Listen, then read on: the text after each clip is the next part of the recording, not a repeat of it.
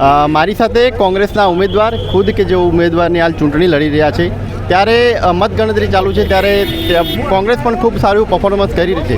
Sir, શું કહેવા માગશો આજની આ મતદાનના દિવસે? કોંગ્રેસ પાર્ટી નીચે તળિયાથી જમીનના સ્તર ઉપરથી જે પબ્લિક છે એની સાથે લઈને નીકળી છે.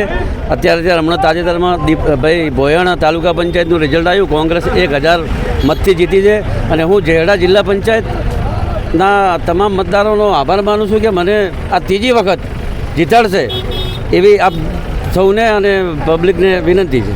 ભાજપના નેતાઓ કહી રહ્યા છે કે કોંગ્રેસ કંઈ જ પરફોર્મન્સ નહીં કરી શકે. ભાજપના નેતા ભ્રષ્ટ છે, જુઠ્ઠા છે, જોરથી બોલે છે, એમને બીજું કશું આવડતું જ નથી. મોટા મોટા તાનાશાહીની વાતો કરે છે. ફલાણું બંધ કરી દઈશ, ઢેકડું બંધ કરી દઈશ, બાકી બીજી કોઈ વાતમાં કોઈ છે જ નહીં. હવે ભ્રમ રાખતા જ નહીં. આ ચૂંટણીમાં એક વખત પણ જોવા મળી કે જ્યાં કોંગ્રેસ મજબૂત નથી ત્યાં અચાનક કોંગ્રેસ પણ મજબૂત જોવા મળી ઘણી બધી બેઠકો ઉપર. આ વિષય ઉપર શું કહેવાનું થાય? આ પાર્ટી અમારા ભારતીય રાષ્ટ્રીય કોંગ્રેસના ઉમેદવારો મજબૂત અને પાયાના તળિયાથી જે પબ્લિકે કીધું એ ઉમેદવાર મૂક્યા છે એટલે જીત મળી છે.